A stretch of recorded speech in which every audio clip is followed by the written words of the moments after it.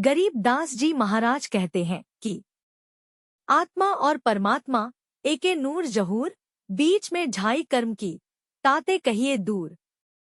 इसका मतलब है कि आत्मा और परमात्मा का मिलता जुलता अस्तित्व मीन्स एग्जिस्टेंस है।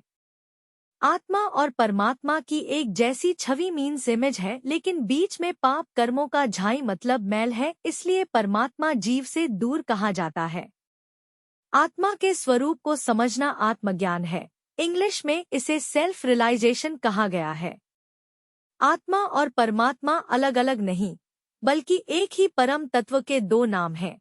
अंतर सिर्फ इतना है कि परमात्मा आत्मा का परम रूप है। आत्मा जब तक रागद्वेष मीन्स पैशन एंड हेट्रेड से मलिन होती है, तब तक आत्मा कहलाती है। जब साधक रागद्वेष के विकार को नष्ट कर देता है, तो उसकी आत्मा परमात्मा कहलाती है। परमात्मा इस संसार के हर जीव में है।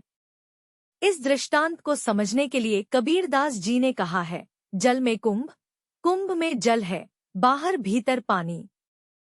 फूटा कुंभ, जल जल ही समाना, यह तत् कहो ज्ञानी।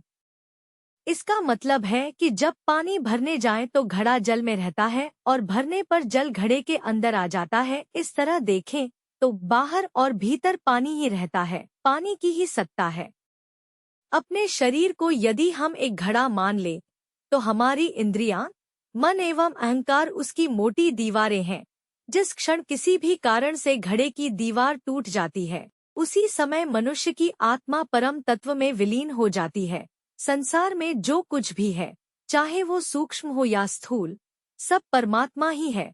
परमात्मा रूपी ऊर्जा के बिना ब्रह्मांड का संचालन असंभव है। पूरे ब्रह्मांड को एक ही ऊर्जा चला रही है। परमात्मा का अर्थ परमात्मा से है। परम का अर्थ होता है सबसे श्रेष्ठ, यानी सबसे श्रेष्ठ आत्मा। आत्मा का अर्थ होता है हर प्राणी के अंदर विराजमान चेतना के रूप में एक चेतन स्वरूप।